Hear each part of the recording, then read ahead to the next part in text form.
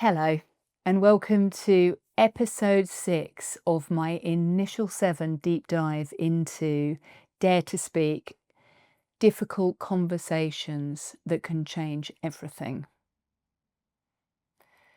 In this episode, we're going to talk about some real life situations of difficult conversations that people have come to me with over the years. And we're going to frame them around the magic 3. I was talking about that in my last episode. And if you're coming to me at this episode, perhaps this is the first one that you've listened to, I just want to let you know that the first 7 episodes I've produced say a little bit about me, the way that I work, a little bit about my background, how I got into this, how I structure my work, kind of where I come from with these ideas. Because the ideas that I talk about are based around 25 years working as a psychotherapist and as a coach, around 35 years of philosophy and studying psychology, and in particular the psychology of mind, how we think, and language, which is how we speak. And there's an interconnectedness between how we speak and how we think. This is something that in cognitive behavioral therapy, CBT, if you've heard of that, looks at how the way our thought patterns affect our behaviours. And the way we speak also affects our behaviours and affects our feelings and how we think. So if we kind of break it down very slightly, there are facts about the world, there are things in the world, and then there are the ways that we think about those things in the world. And the way that we think about those things in the world are opinions, our thoughts. And sometimes what can happen, what does happen, is either we or the people around us kind of decide that their opinions are the same as facts. And that's not quite true. Something can be true for you, but it doesn't necessarily mean it's true for everybody else. I often encourage people, and I kind of encourage you to do it, watch the news and listen to how many opinions are presented as being facts. Facts are very, very specific. Actually, facts are quite hard to find. Opinions are extremely plentiful. And within this work, and within the work of being a coach and being a therapist, people very, very often come and they've got facts in their heads, but they're not really facts, they're opinions. Sometimes there's something called limiting beliefs. They're beliefs that they've had for so long that they don't realize that these beliefs are actually structuring aspects of their life. And one of the limiting beliefs that people can have is believing that they're bad at difficult conversations. And I cover this in one of my early episodes, and I will be covering this again in later episodes, that part of that belief system comes from our childhood, where we learnt not to speak out, or we learnt that if we tried to speak out, we wouldn't succeed. Or perhaps we learnt that we would try to speak out, but then what we were trying to say wasn't important to the people around us. Maybe it was a teacher who dismissed us or a parent who was too busy to pay attention to us. So what happens is that we create the belief that we're bad at difficult conversations, or that we can't endure conflict, or that what we think or feel is unimportant. And that becomes a belief. It becomes something that we think. It is not a fact. It may be a reality. It may be that we're surrounded by people who ignore what we say. That may be our reality. But the aim of this podcast, the aim of Daring to Speak, is so that we can shift what's happening within our reality, so that we can be in a space where we can be heard, and where we do have the capacity to listen and pay attention to other people, so that we can connect with people. Because sometimes we can seem to connect with people, but what's happening is we become aware that the way we're behaving or the way that we're interacting is to keep the peace, Sometimes we've been told to do that. Oh, just be pleasant. Can't you just keep the peace? Why have you got to be difficult? Yeah, it's not important. Keep the peace. But often keeping the peace, which is probably at the basis of someone else's limiting belief, comes at a real big cost. It comes at silencing our voices. And that's what this Dare to Speak podcast is all about. Because in my work as a coach and a psychotherapist, I come across people, and what's happened is they have been silent, or they have kept the peace, or they've tried to speak out and they've failed, or they just believe that they can't. They believe that they don't have the skills or capacity to be able to say or state what they need. And then they're stuck because they've read a good book that said, be authentic, be true to yourself, say what you need. But they have a belief system. They have a thought, an opinion, which is not a fact, but feels real, that says they can't do it, or it won't work, or the other person won't be interested. And Dare to Speak, the magic 3, clarify, communicate, correct, which I spoke about in more detail in the previous episode, which is to clarify what it is that we want to say, to communicate it, and then when it goes wrong, when the other person dismisses what we have to say, being able to go back to our clarity statement and saying, I need this, I believe, I think this, I need to do this, I want this. We go back and we correct, and we might need to correct 4 or 5 or 6 times. We might need to have a whole load of conversations where we're doing this.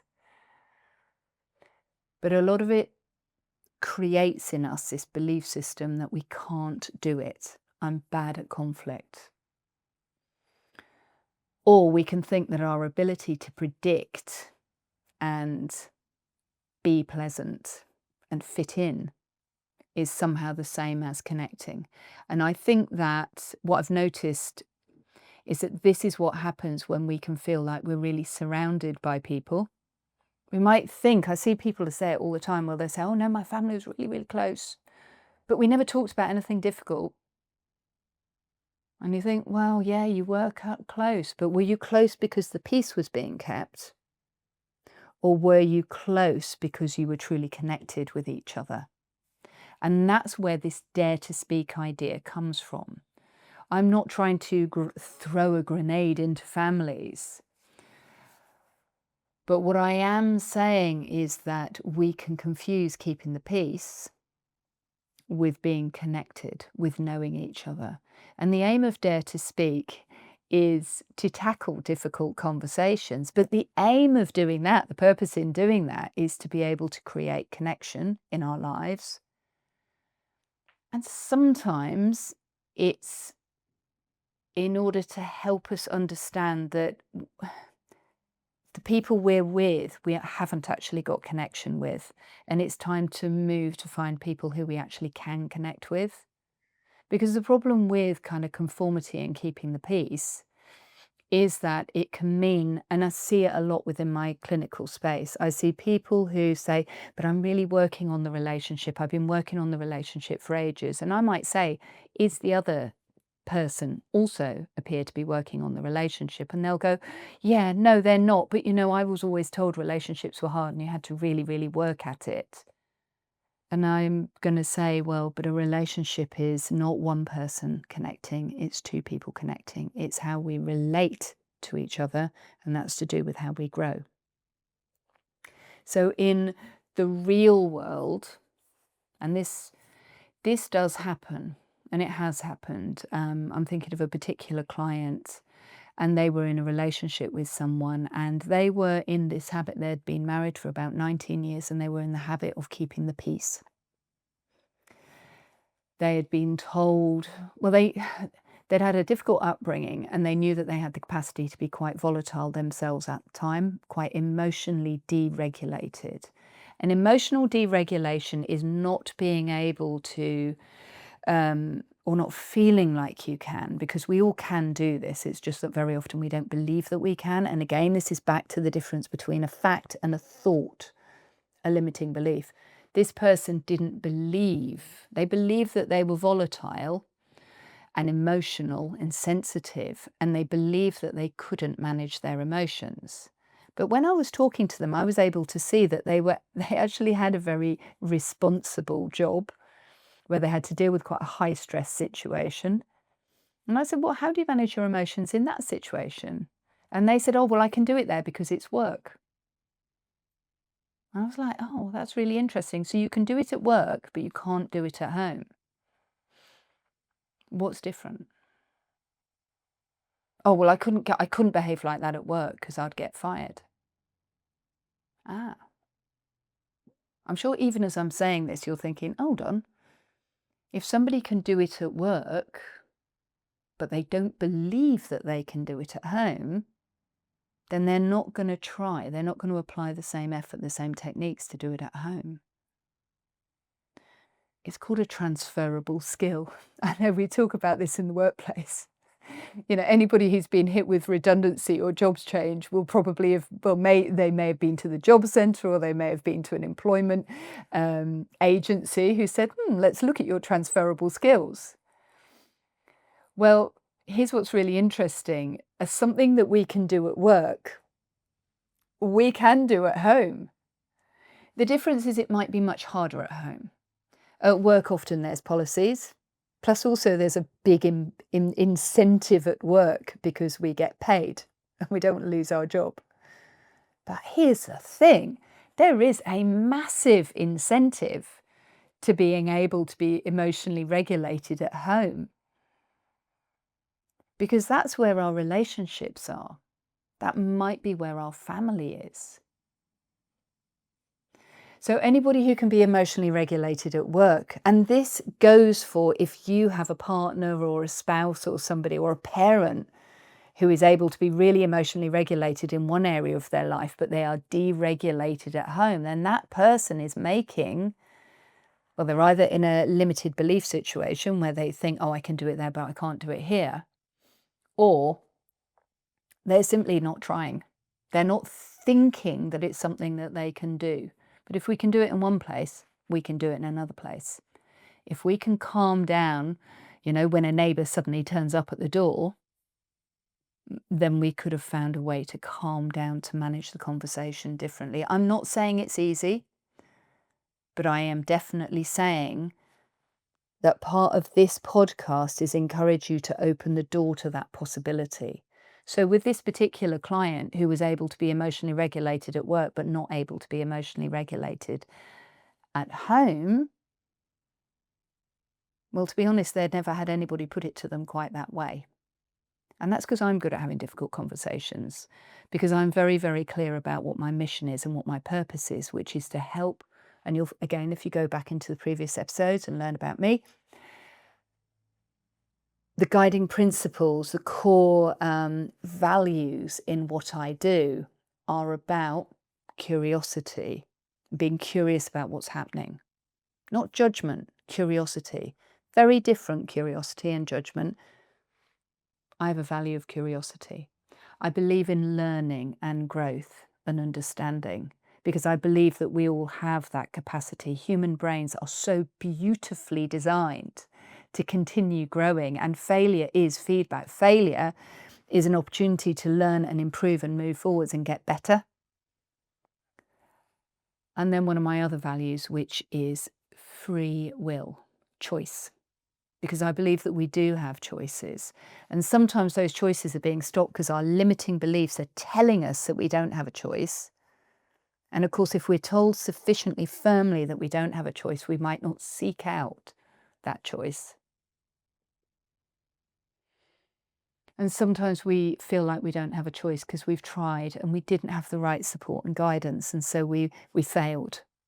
We didn't find the solution. That's what this podcast is there to do. This is why I've called it Dare to Speak, because this is about me sharing the information, such as this person who thought that they couldn't transfer that skill of emotional regulation into their personal life, so that I can share that with you, the listener, which might spark the curiosity in your own mind to say, golly, I am able to be calm in that situation. ooh, what is happening that means I can't be calm in this other situation? Maybe it's that person's, oh, they're just two. Hold on. They are just two. Hold on, Eve's going to start talking about the magic three again. We better go back to that episode and have a look at it, which is clarifying what is it that I need? What am I doing? What's right for me? Not what is the other person doing that's making me behave this way. There's going to come a point in these podcasts, and I am going to tackle what do we do for the person where we do all of this stuff, but they are still being confusing or complex or difficult or violent. We are going to talk about that because, domestic abuse, violence in relationships is a thing, in parent-child relationships, in spouse relationship, relationships, and we will talk about that. But underneath all of that is control and the inability to have these difficult conversations. Because a really difficult conversation, if somebody is in a domestic abuse situation, and domestic abuse is common, it sadly is. It's one of the reasons I trained to be a divorce and breakup coach, was so that I would have specialist training in domestic abuse. Having those difficult conversations in abusive situations is much, much harder. And it's much, much more important.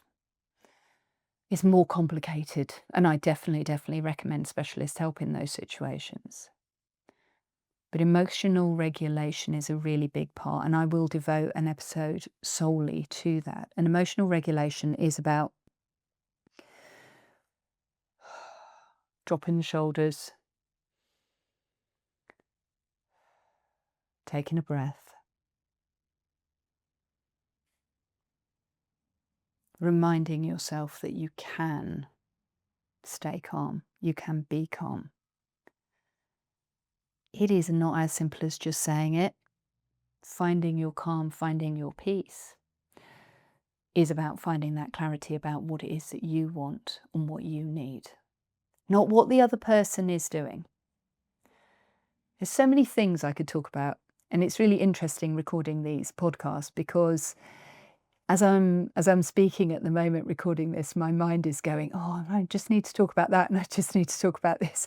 And that's one of the reasons why I decided to do these podcasts, because sharing, and it's going to take time to share. I really have decided to try and keep these episodes to between, 20, under 30 minutes. And I've done that really deliberately because I want I want you to be able to listen when you're going for, taking the dog for a walk, for an half-hour walk, or, just doing a round, going around Tesco's or something like that. But at the same time, there's so many different things that I will be talking about, and I'm really excited and looking forward to being able to share more and more of the insights that I've had over the years. But in this particular thing, in this particular episode, the magic three: clarify, communicate, correct. Clarifying what it is that you want to say or what you need, sharing it, communicating it, and then correcting it when it goes wrong is the key to being able to uncover our own limiting beliefs, being able to open our lives to the realization that what we can do in one area of our life, we can probably learn how to do in another area of our life. The crucial nature of the magic three and difficult conversations, which allows us to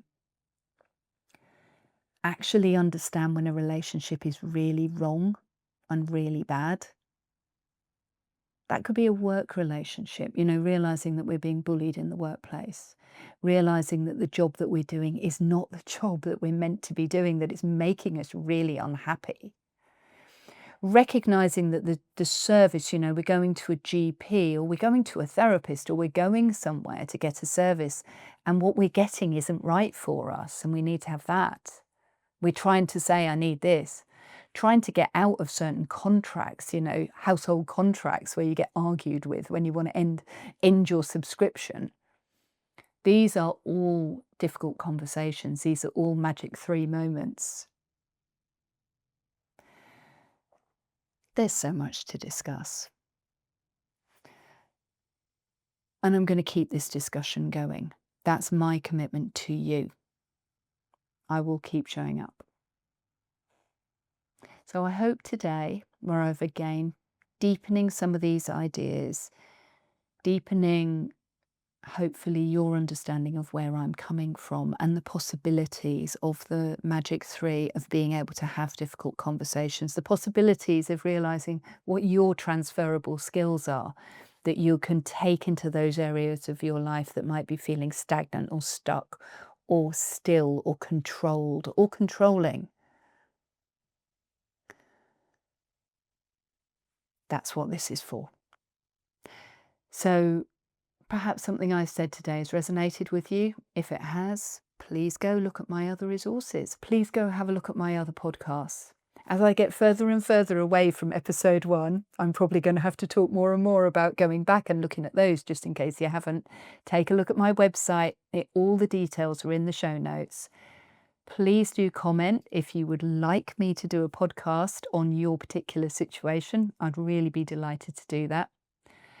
And share this podcast with somebody that you know that might be interested in transferring their own skills from one area of their life to another, who may be hoping for a really structured, careful way to have difficult conversations in their life. Take care, and I look forward to speaking with you soon.